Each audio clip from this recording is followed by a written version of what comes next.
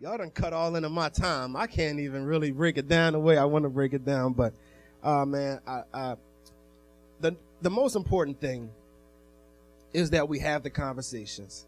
It's not even, we're never going to agree on everything.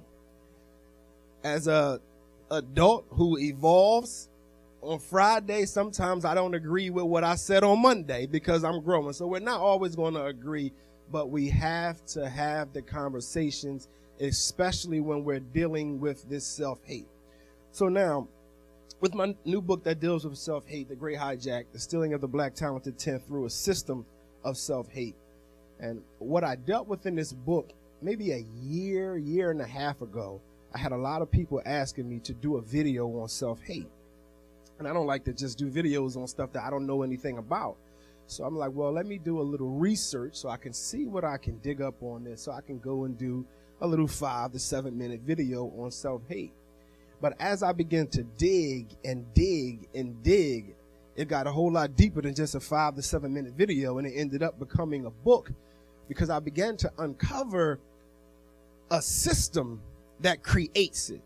And this is how we are able to defeat it, is understanding how stuff starts. Because if you don't go down to the roots, you're never going to fix anything. And we'll sit here and we'll debate symptoms all day long, and we'll never get to the root cause of the problem because you have no idea why you feel the way you feel. If you are African in America and you have never read the Willie Lynch letter, you need to read it. If you never read the Willie Lynch letter, you're never going to understand some of your own subconscious bias because you don't know this man who was a psychologist, a group of psychologists, guys who understand the psyche, put together a whole system to make slaves mentally. They were called slave makers. So they would make you believe everything that it is. So with the system of self-hate, I wish I had more time. What they did was make everything black or African negative. And Malcolm X said if they can make you hate Africa, it's going to be easy for them to make you hate yourself. And when we talk about the weave thing now, I'm not going to talk about the sisters' self-hate. That's if self-hate or lack thereof. I'll talk about my own issue. I ain't want to come nowhere near a woman with her natural hair. I didn't want to come nowhere near a dark-skinned sister. I was like you. She had to be light, and she had to but that was my own self-hate. I never appreciated a African woman's natural hair until I began to love me. So when y'all talk about the man that's walking by, that man is dealing from self-hate also. So when I gave you guys the definition of self-hate is any subconscious bias, and this is what we got to keep this in our mind. Any subconscious bias that makes someone feel something exclusive to their race is unprofessional, uncivilized, inappropriate, or directly connected to negative stereotypes to the point you disassociate from or alter your natural, your cultural, or your comfortable state in order to look less like your own people. So now we have 3 different forms of self-hate that I discovered. One is firsthand self-hate. And firsthand self-hate is when everything around you makes you hate yourself internally. So that could be the sister with the weave. Not saying that it is, but that's what it could be. But the man, see, he's dealing with secondhand self-hate. See, he feels accepted, but he uses his acceptance in order to push his self-hate on somebody else.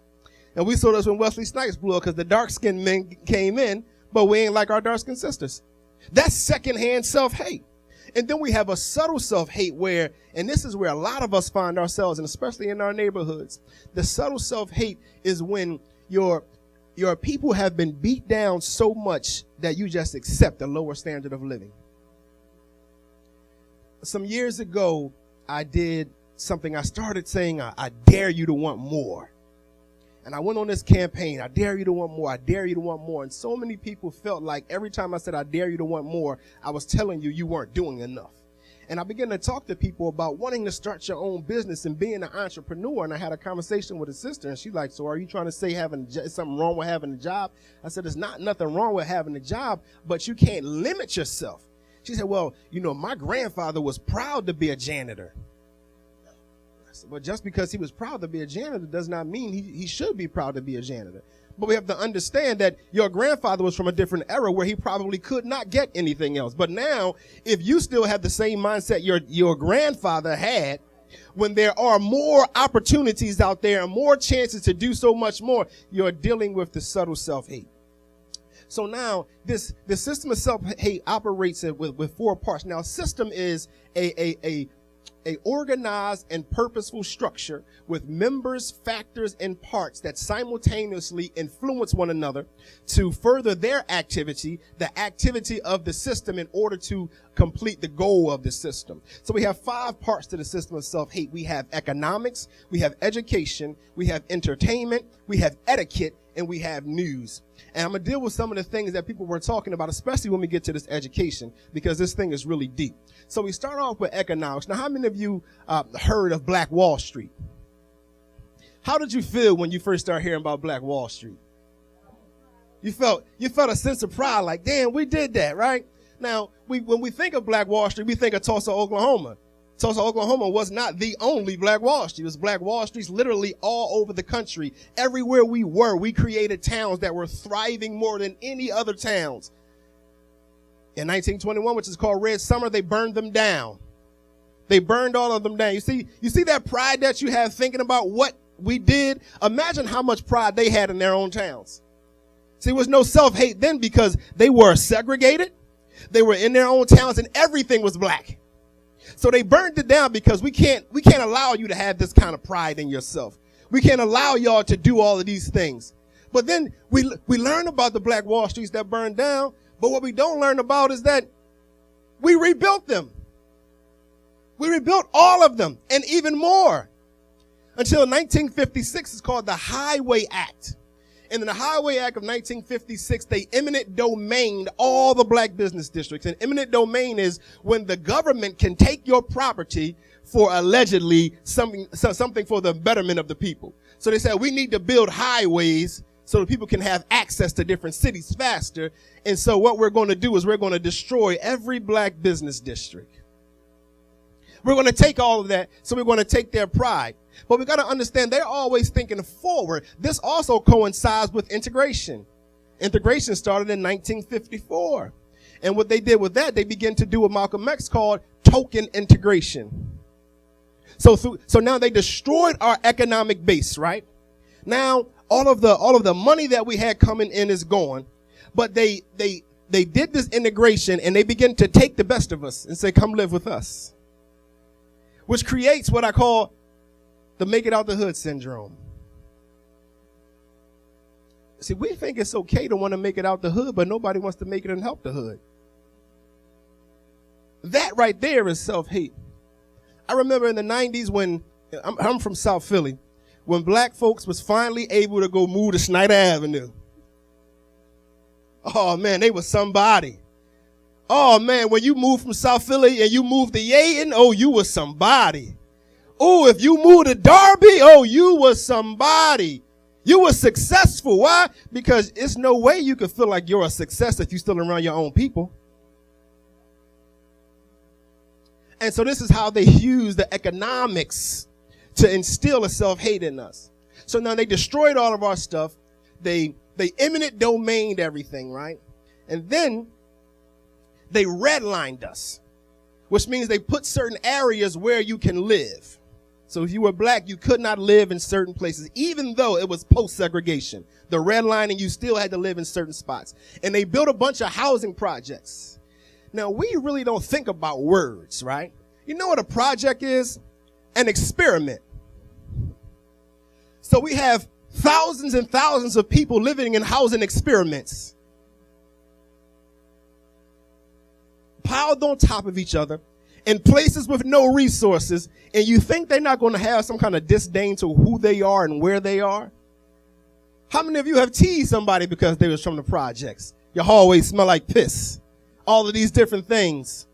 A bunch of different self-hate all through the economics. How much time we got? Ah, man. Let's move on to education. I wish I had more time.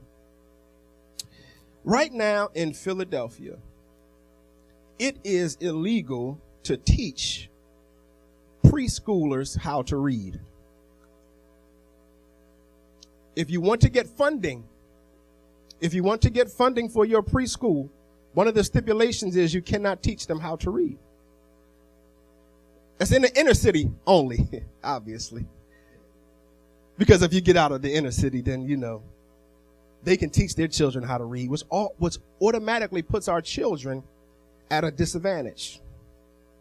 Then when they do begin to teach us how to read, and when they do give us all of our curriculum, it's a lower curriculum than everybody else's. Now watch how they put the self-hate in us. So they give us a lower curriculum, but then they give us a standard test. But the standard test is not the curriculum that we learned. Now, every year, you want to tell me that 80% of us fail the standard test. And you want me to think that if every year you tell me barely any of us can pass what's standard and I don't have some kind of disdain towards education, you're crazy. So through this education, it begins to put a disdain towards education in most of our young men and young women. But then we do have the Levans. We got the talented 10th. Those who are going to be smart. Those who are going to be bright. Those who are going to get it no matter what. But then you're going to be teased because the other kids are so psychologically damaged because you're telling me I can't pass the standard test. But let's push it a little further with education to see how deeper they mess us up. Imagine you're 8 years old and you start getting vocabulary. And you learn that to be blackballed means that people don't want to be around you. Or you learn to be blacklisted means somebody don't want to talk to you. Or that to blacken literally means to injure someone's reputation. But then whitewashing means to clear of a charge. A white collar crime, see, that's a better kind of crime. And this is my favorite. My sister schooled me on this one. If I lie, it's bad. But if I tell a white lie, if I tell a white lie, it's okay.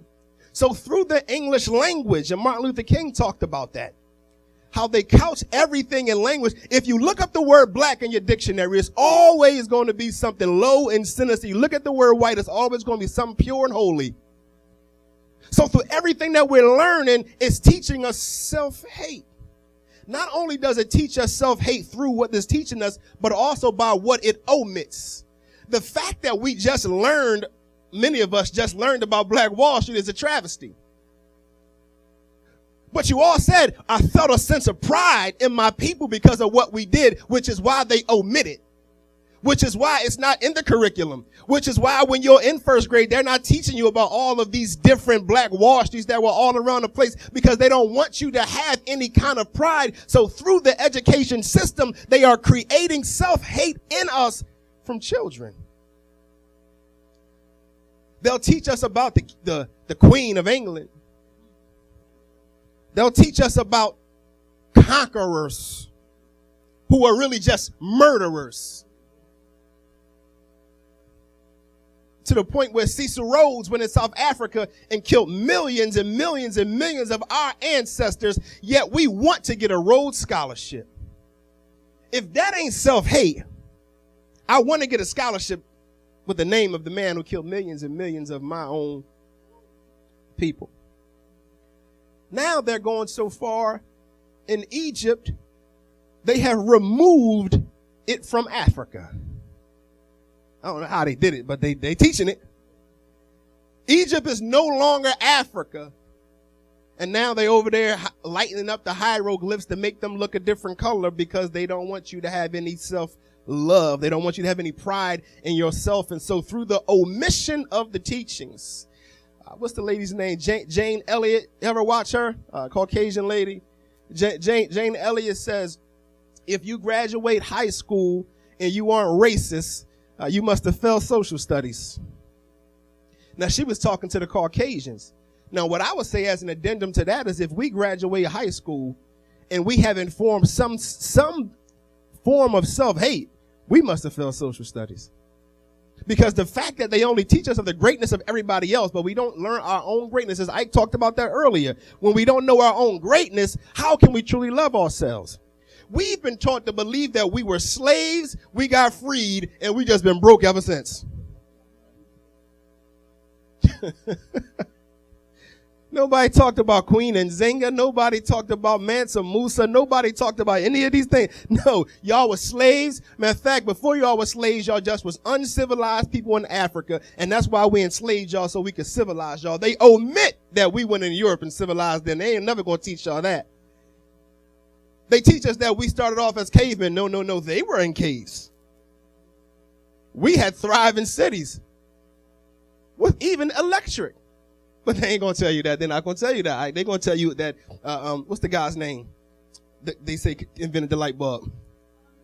They're going to tell you Thomas Edison invented the light bulb. They had the light bulb way before Edison, but they're not going to teach us that. So through the education system, y'all, it's funneling us into this self-hate.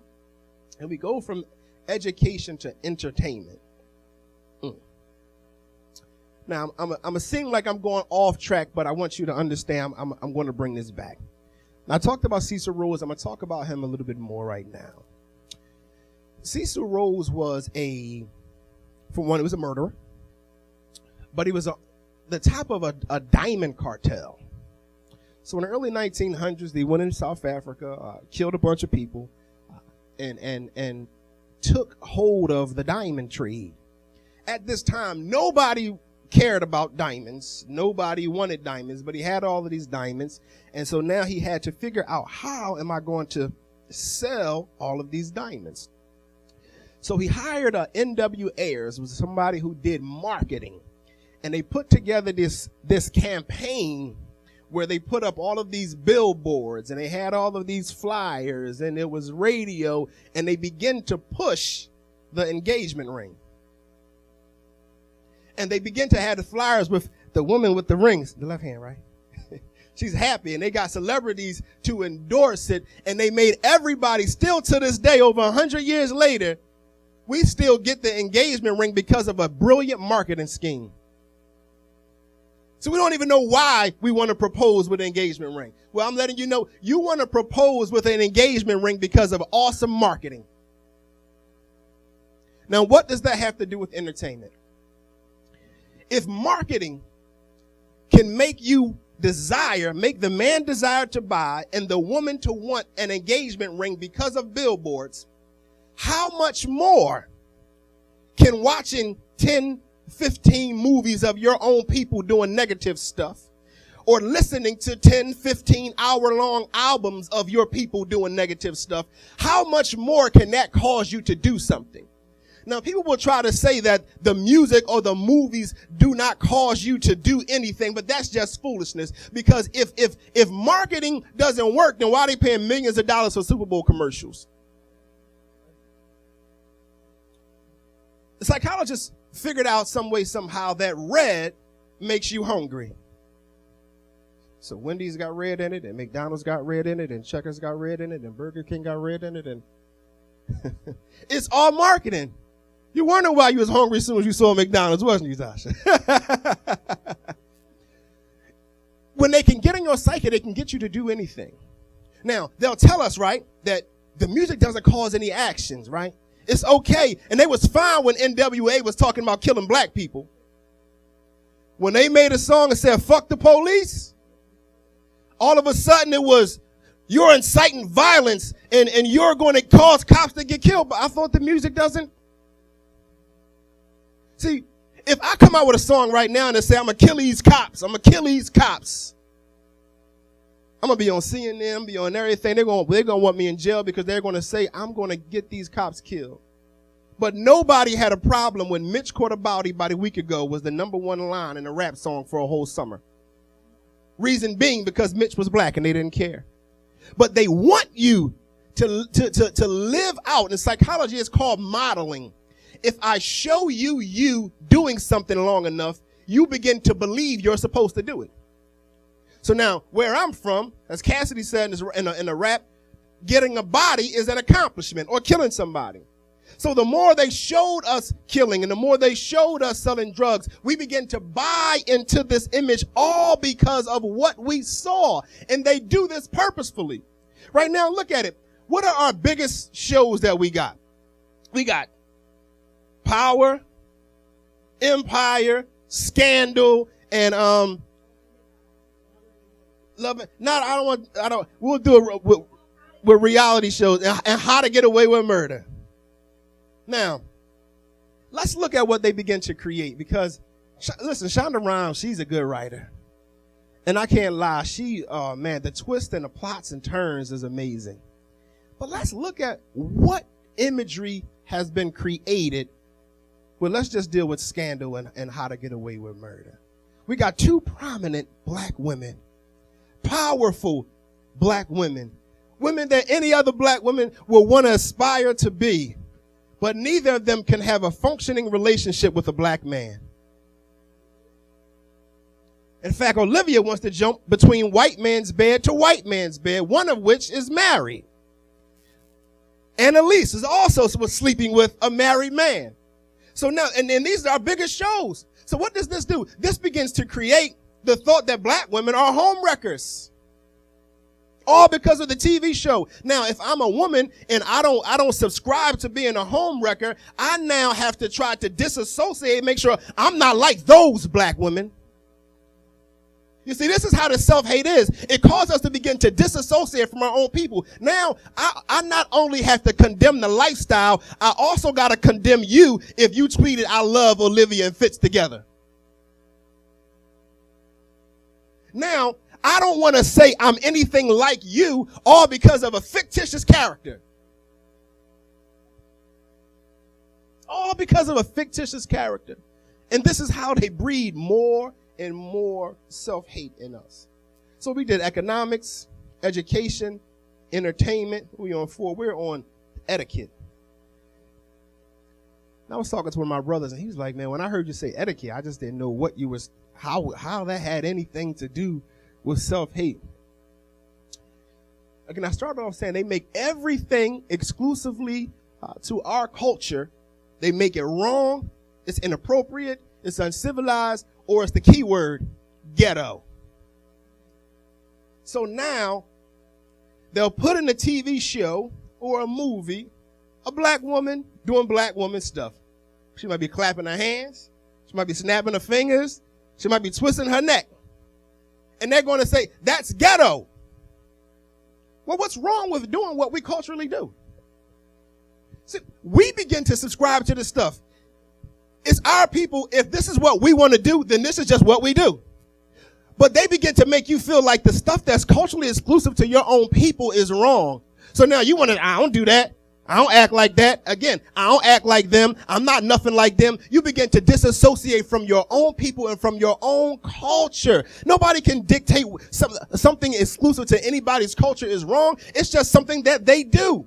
Now, everybody in this world admires and loves the differences in all of the cultures except ours. Everything that's exclusive to us becomes unprofessional.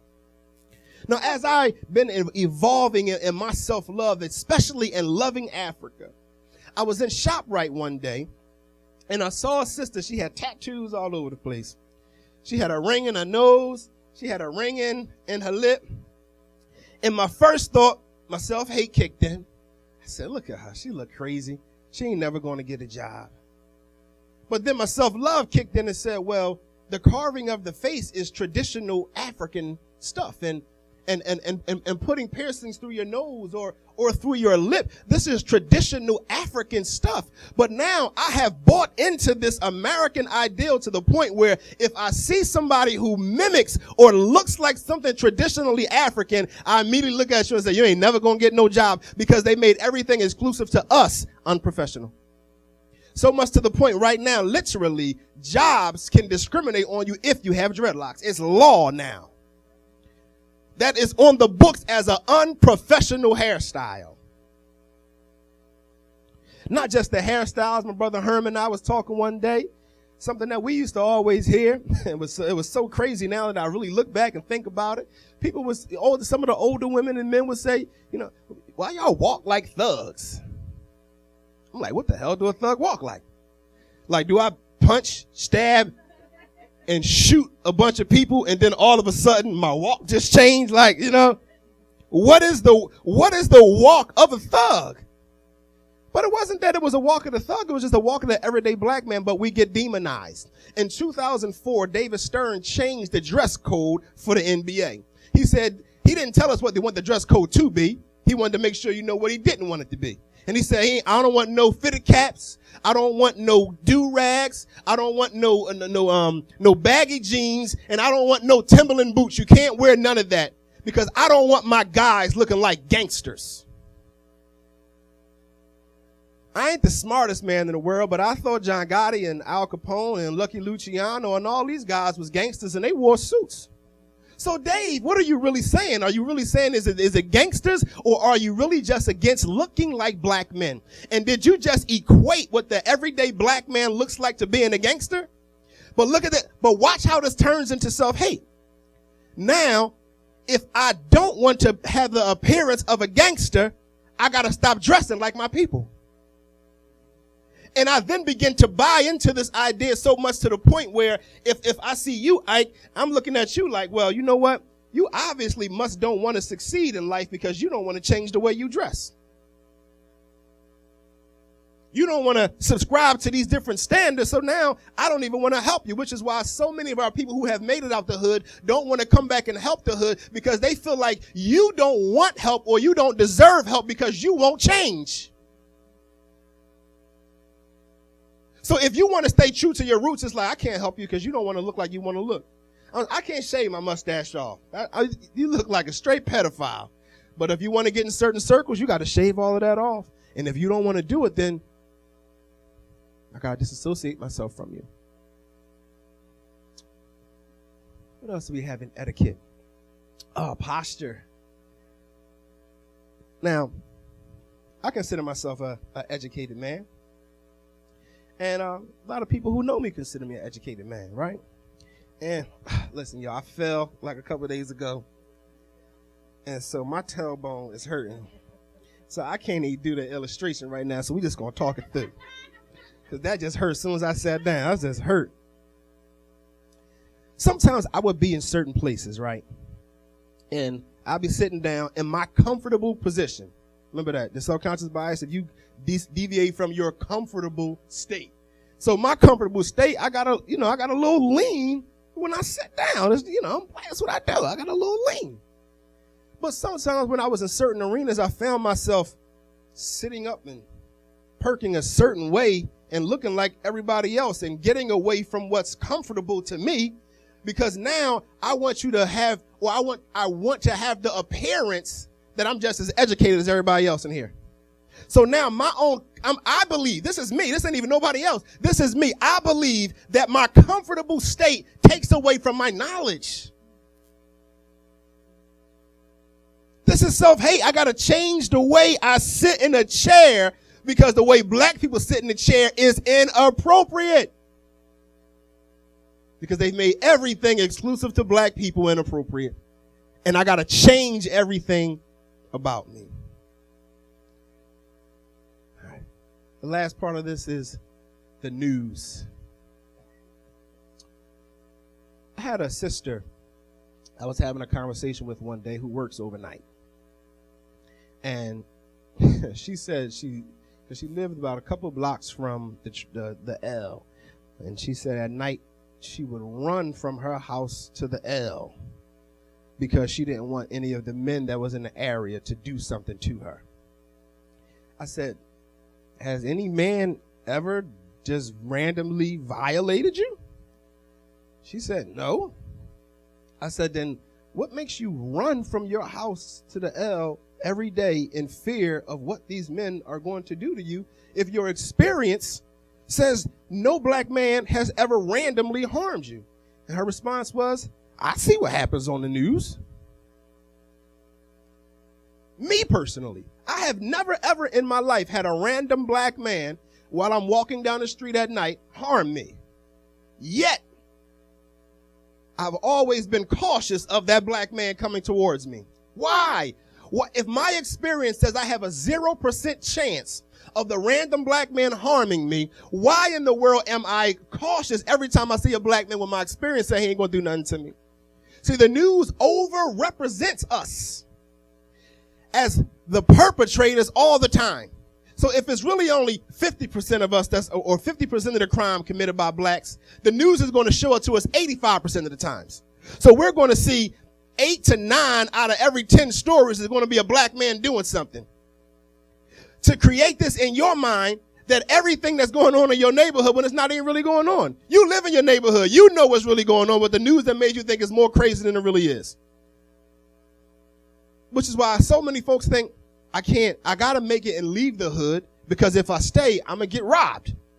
I'm gonna get killed. You ain't got killed this whole time. You ain't got robbed this whole time. Now, I know some alleged robbers. They go out the hood to rob.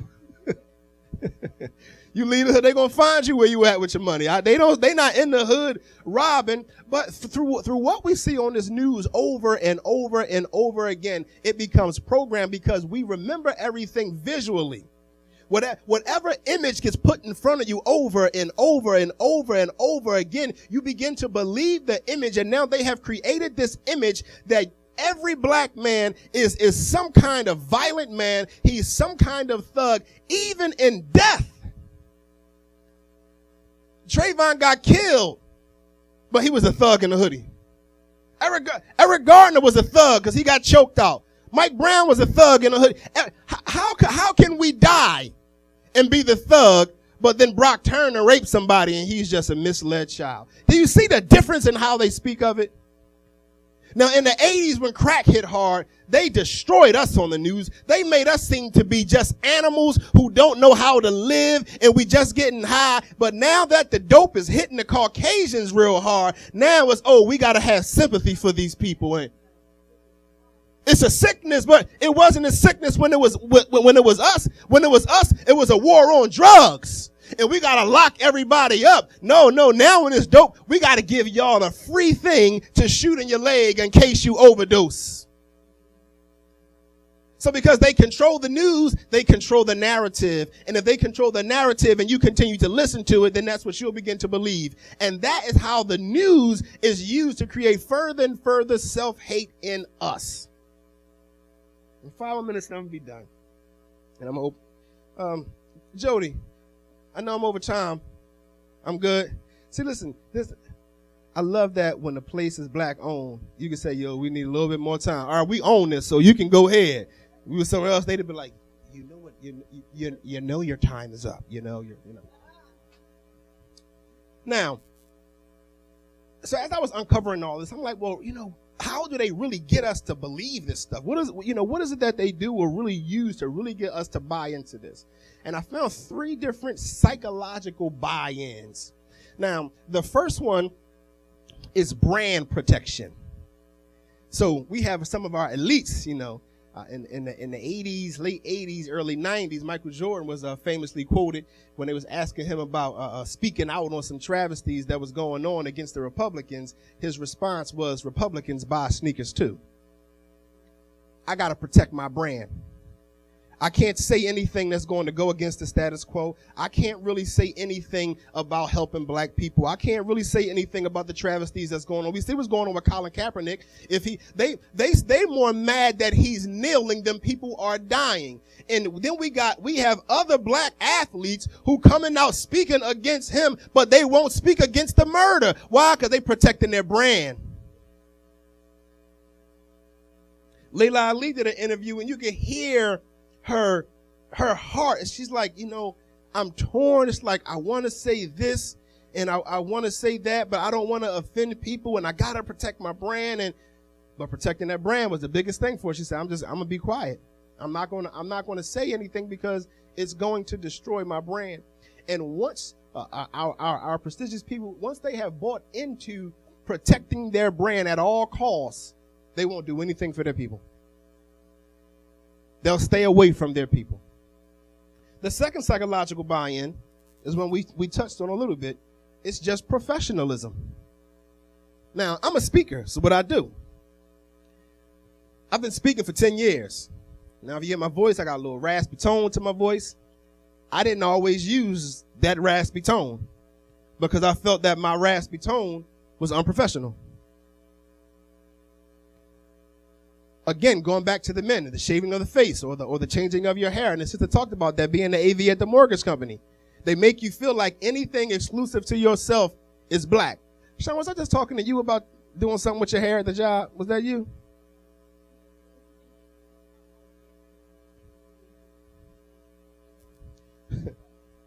So,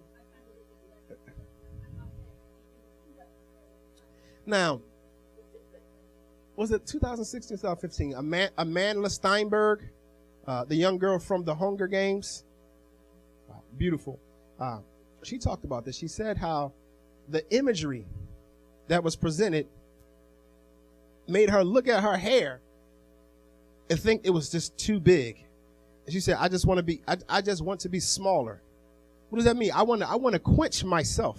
I want to quench who I am to fit into these images.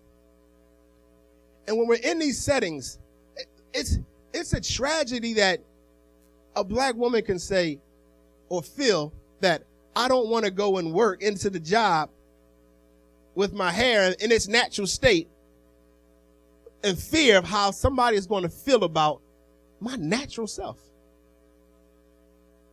But nobody else is fearful of their natural self. Everybody else is cool. As she talked about earlier, the man, but I love pasta. We eat pasta and pasta is good. But she said, I was scared to talk about the fried chicken. With the professionalism. Then the third psychological buy-in, and this is where a lot of folks have fell, is reverse racism. They make you believe anything pro-black is racist. Well, I want to support all black businesses. That's racist. I want to help black people. That's racist. And they'll say it to the point where some of us begin to psychologically buy into it. I put a post up about 2 years ago on Facebook. I said, tag a black-owned business and support the rest of them. So this joint got flooded with all of the, it was hundreds of comments, right? So somebody tagged this black sister. And she commented, well, I ain't supporting no black businesses just because they black. I was like, but you a black woman. Don't you want our support? But she felt like it was something inherently wrong with supporting your own people. So psychologically, if they can get you to buy in to thinking that anything that stands up for your people is racist, they'll try to equate the Black Panther Party for self-defense with the Ku Klux Klan. For one, they'll never say the Black Panther Party for self-defense. They just stop at Black Panther. They never get to the party for self-defense, because if they say self-defense, that's going to let you know they was only defending themselves. So they going to cut it off to where they can make you think these people were bad. My brother in the back, Darryl, told me a story about this. He said his daughter was in school and she had to, it was an assignment of you have to write about somebody that you look up to. So this how you know his household is black power. His daughter, how old was she? His daughter said, I'm doing Angela Davis. That's a black power household. And the teacher said, oh, no, you can't do a report on her. You can't look up to her. She's a bad person. She was a Black Panther.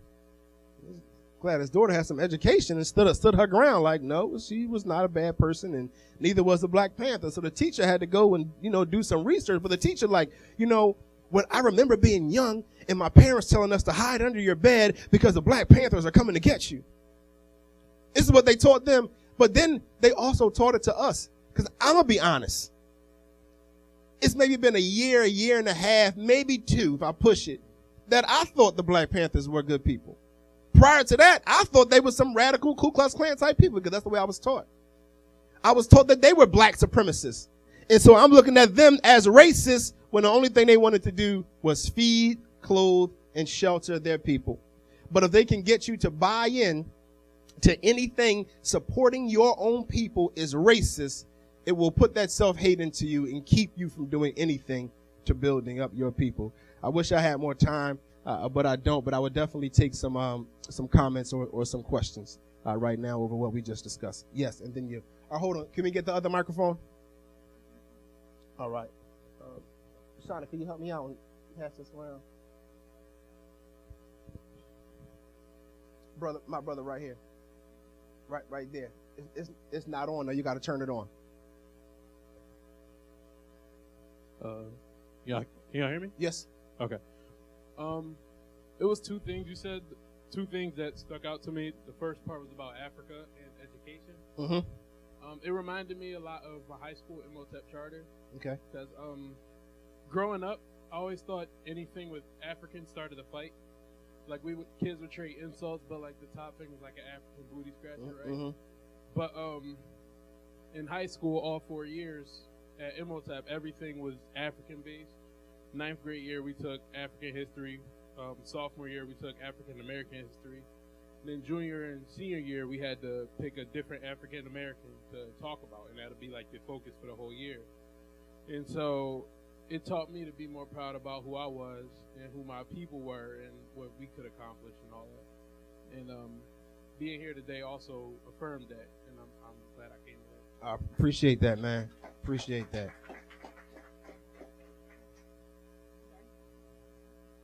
I thought I heard him. Hello. Yeah, that's all. It's not coming in, Mike? Okay, all right. Yes, I'm sorry. I know but it's all right, baby. Go ahead. Go ahead.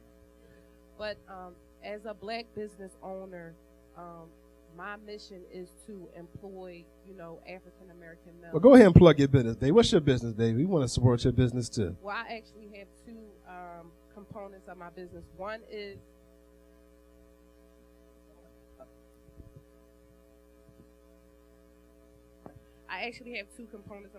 One is we're janitorial and general contracting, and the other we work with on state and federal highways, which is traffic control and flaggers.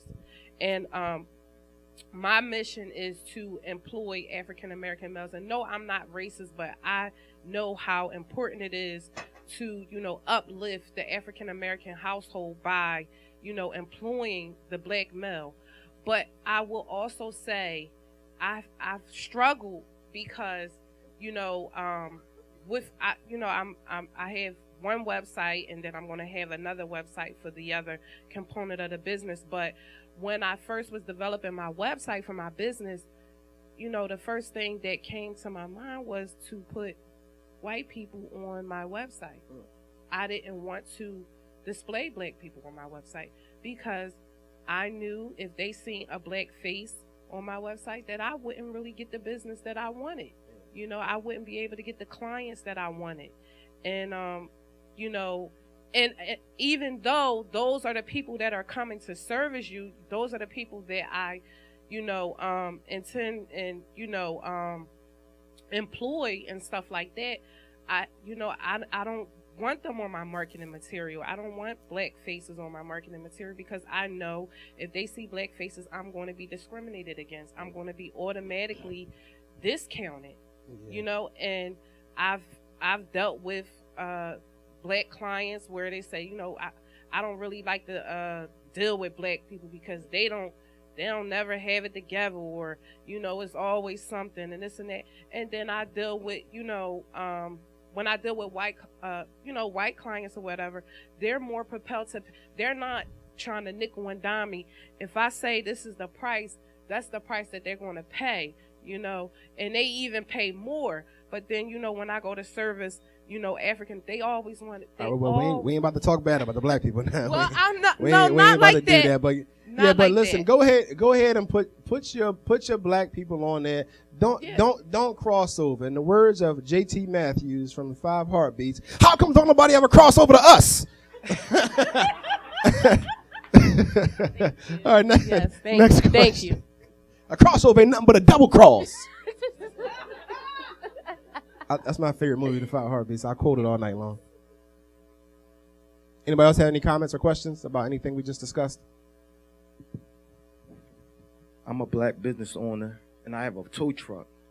And I have a black fist on the side of my tow truck. When I pull up, white folks get in my truck. They don't have no discrepancy of getting in my truck. If they cold, they stuck, they getting in. So, black power, whatever. Now you know what that speaks to. Just make sure your stuff is legit. If your service is good, you providing something, they got no choice but to support it. Yeah. Yes. What about the sagging pants? I'm sorry, I don't like it. Now hold on. I said something one time to a young man, and he pulled them down to his knees. Now I'm not feeling it. I'm not feeling it. But I actually dealt with that. It's so much in here.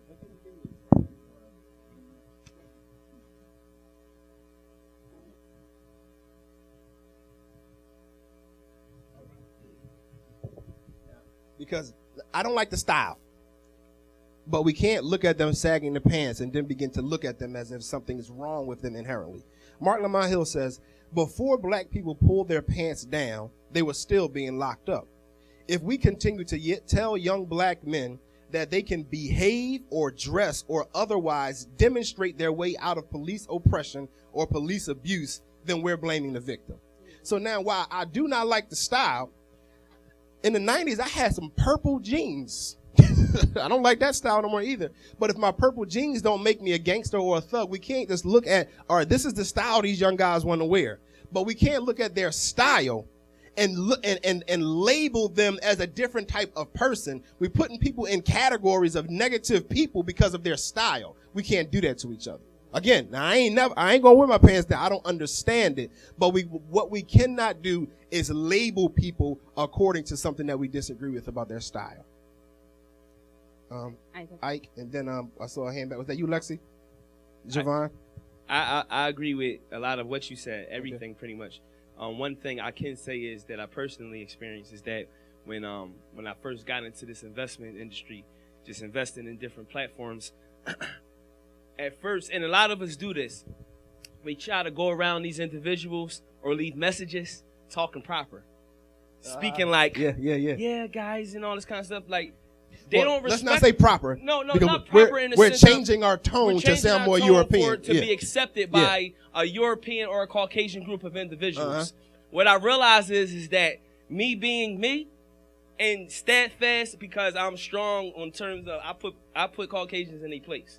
So they don't disrespect me at all because I tell them what they need to know from a historical standpoint. What I realize is now they respect me so highly that I don't change nothing about how I talk, how I react, how I walk in the building, how I shake hands. I don't care about none of that because they don't write my checks. I pay myself. You understand what I'm saying? I put myself in deals where I know I'm going to get paid regardless if you white, Chinese, black, Asian, yellow, green, or purple. It doesn't matter. I feel like we need to position ourselves in controlling our wealth and our income and our finances so we no longer have to participate in that fake, fraudulent presentation to these individuals that could care less about us. That's all I have to really say. Because racism is dependent upon the oppressed needing the oppressor. The moment we don't need them no more, racism doesn't exist anymore. So I have a question for you, Mitch, to that, because I agree with that. But What's the that? To what Isaac was saying. All right. So with regards to how we have to elevate ourselves to be able to get to a certain position. I'm sorry if I'm paraphrasing, okay? But at the end of the day, what do we do when you're in the corporate environment? And let's face facts.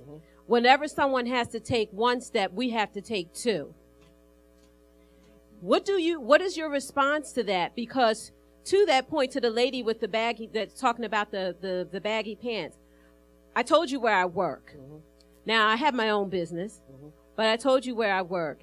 And I watch our young men that are there. I watch them promote the sisters in and all the time.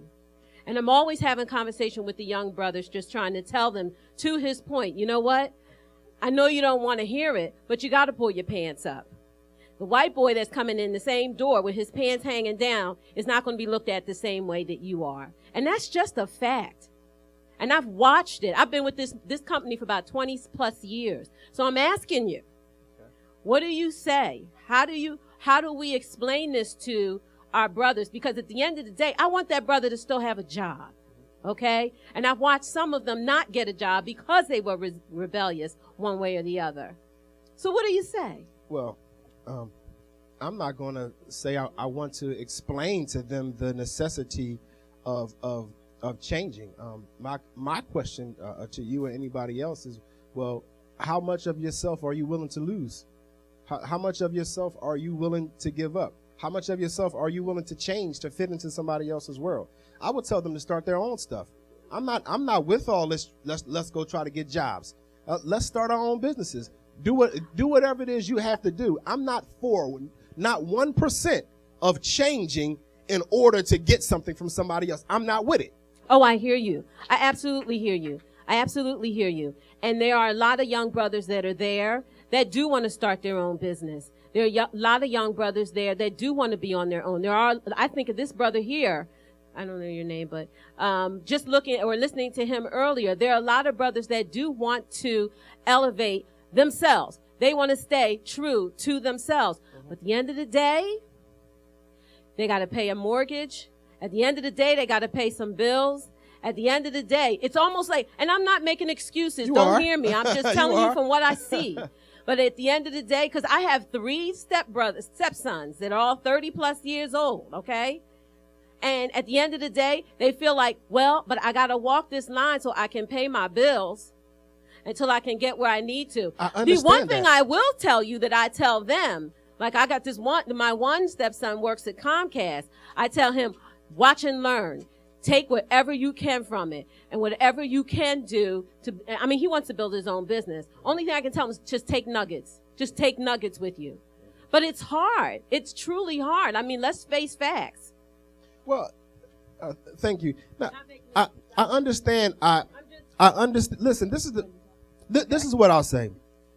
This walk of self-reliance and total self-love is not for everybody at all times. So some people aren't ready for some sort of sacrifice. I personally would rather sacrifice getting this money in order to do for my people. And like I said, I'm a speaker. Now, I was in corporate, and I was trying to, go up the corporate scales. I'm looking at guys that's getting $10, $20, $30, $40,000 an hour, and I'm like, I can outspeak these dudes any day. And I was on my way. I didn't shave my mustache, but I had a little mustache and a goatee, had my face all clean. I'll show you the pictures. I was looking corporate. I was super corporate, right? But then this is what I wrestle with. Who am I helping? My desires was just all monetary. So I said, you know what? I walked away from my corporate job. I walked away from wanting to be a corporate speaker. And I said, I'm going to use my voice for my people.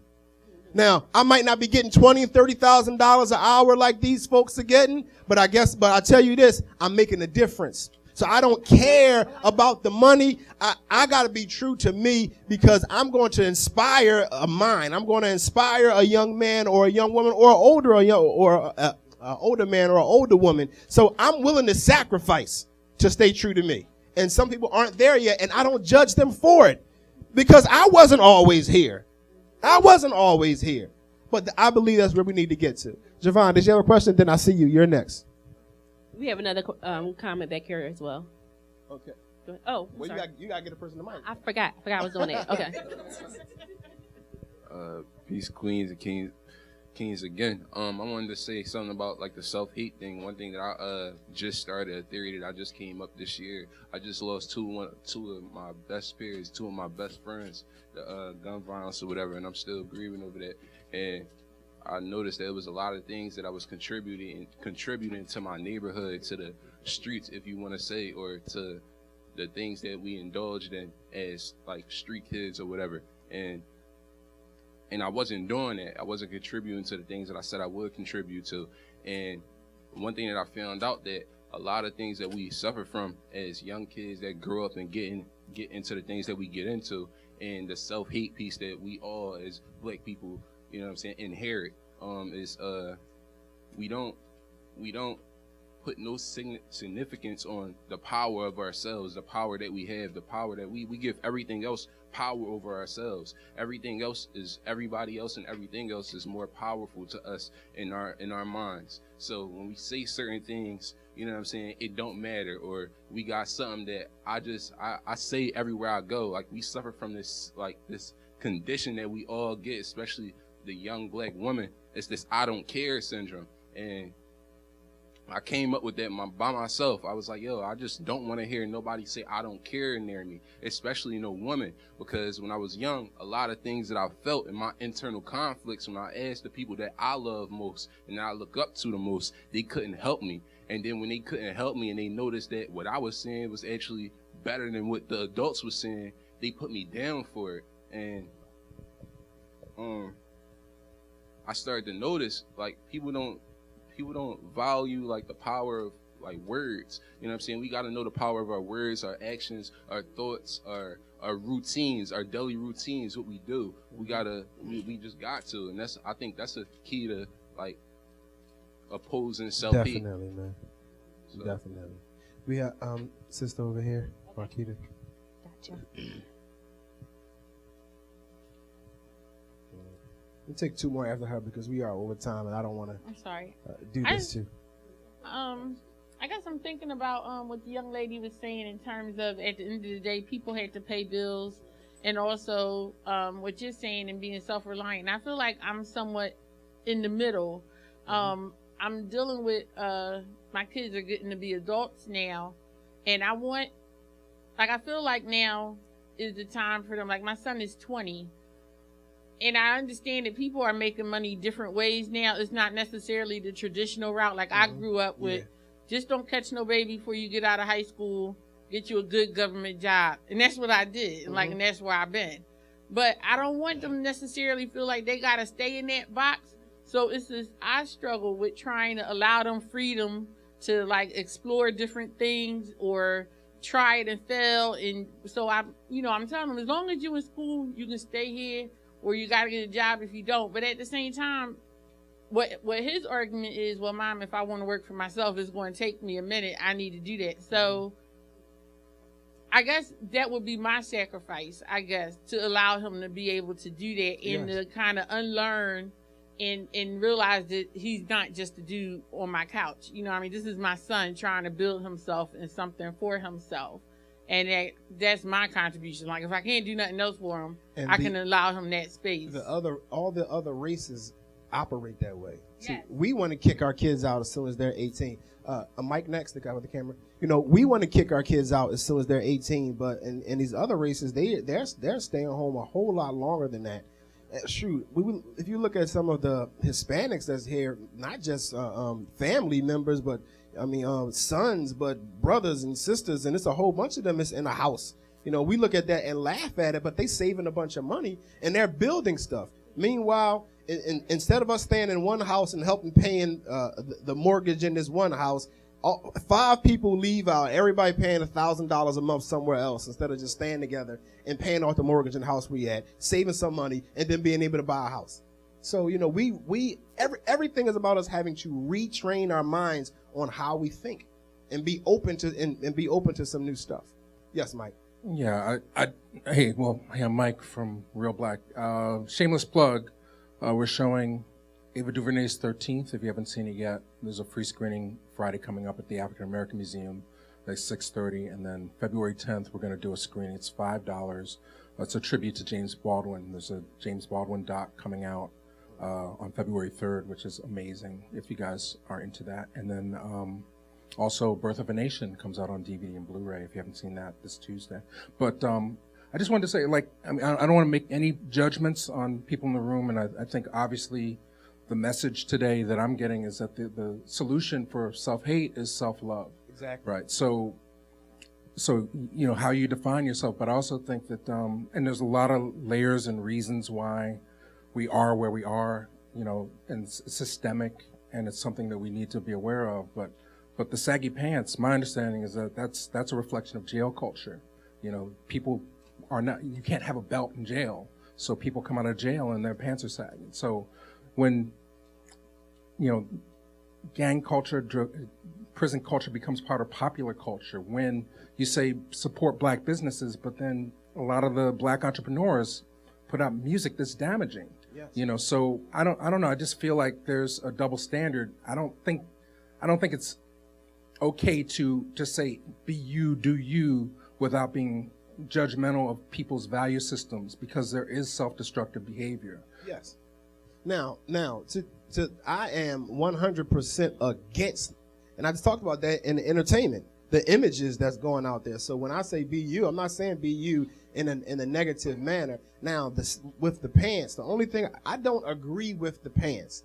My thing is, do not demonize your own people. That's just my thing. You're going to look at somebody with their pants sagging and you automatically think he's this or he's that. I'm just saying, don't demonize people over their style, because that's what they do to us, and then they make us do it to our own people, and then we try to figure out why we don't trust each other, why we don't love each other, because we have all of these subconscious biases about our own people. So if you don't look exactly the way I look, I label you as something else. And when it comes to black men, we get demonized as some kind of violent creatures according to how we dress. That's the only thing I'm saying. Right, but we all struggle with issues of conformity, especially coming of age. I mean, white people, they just have the luxury of having 50 movies by John Hughes to help them go through that. And we're still struggling in terms of finding out who we are at certain ages. But I think that clearly a lot of people, and we've heard from people in the room,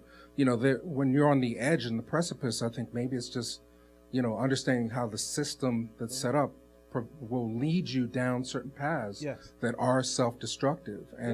And I applaud you for doing this, and I just think elders have to come in. And if you don't have elders and mentors surrounding you, you can find people like Mitch on YouTube and stuff. I mean, just educate yourself and just try and avoid. I mean, a lot of this is just ignorance. I mean, I'm not trying to judge people and glamorize, but I think we all are trying to find who we are. And there are certain things that we don't, if we choose to be them, it's going to be very self-destructive. All right. Well, I'd like to thank everybody for coming out. We're not really going to have any time for any more. The vendor. Yeah, I'm definitely going. Can you come on up and talk about what you have going on? Make sure you support our vendor. And I wasn't able to get through everything, but you can purchase the book that has everything chronicling this system of self-hate. And also, I wasn't even able to get through solutions. I have solutions for everything every problem. I have multiple solutions for how we can counter this system. Not only the great hijack, but also we have broken pillars, understanding men, supporting the weight of their own families without dealing with their own brokenness. This is an amazing book to help men and women to have dialogue in their relationships instead of arguments. And also the 6 A's of manhood for African American men. Mike, when we talk about putting the correct image of what a man should look like, this book right here is a book for any man, any young man, or even for our women to understand what standard to hold men to. So as we close out, make sure you support the vendor, and also make sure you come and grab one of these copies of these books. Thank you all for coming out.